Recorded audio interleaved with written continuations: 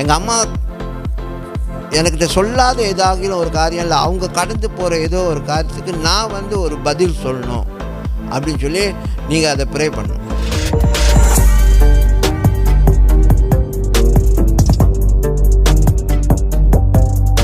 Okay, இதுக்குள்ளே நம்ம ரொம்ப அதிகரிச்சு வளரணும். எம்பட்டியா கேளுங்க, ட்ரை பண்ணுங்கள். இது வீட்டில் போய் அசைன்மெண்ட், இது உங்கள் வீட்டில் போய் செய்யுங்க. அசைன்மெண்ட், உங்களுக்கு ஒரு அசைன்மெண்ட் கொடுக்குறேன். ஓகே, என்ன செய்யுங்க, வீட்டுக்கு போனோன்னே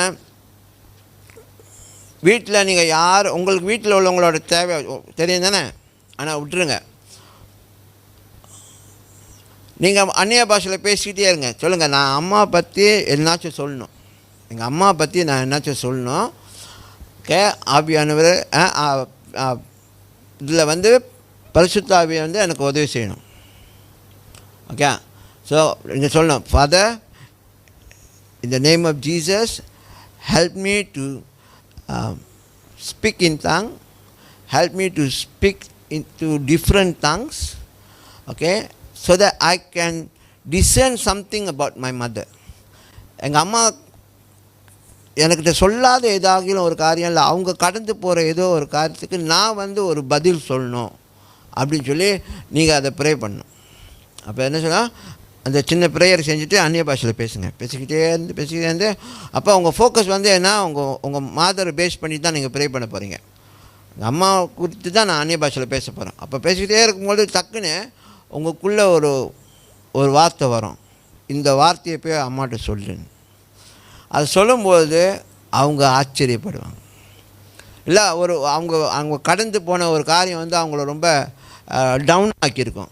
அப்போ நீங்களம்மா, ஏம்மா அந்த சம்பவத்தை சொல்லுவீங்க, ஏம்மா அங்கே வேலை இடத்துல அவங்க ஏதோ சொல்லிட்டாங்க சொல்லி நீங்கள் ஏம்மா கவலைப்படுறீங்கன்னா அவங்க முழிப்பாங்க, நான் என் கம்பெனியில் அங்கே நடந்தது எப்படி உனக்கு தெரிஞ்சிச்சு.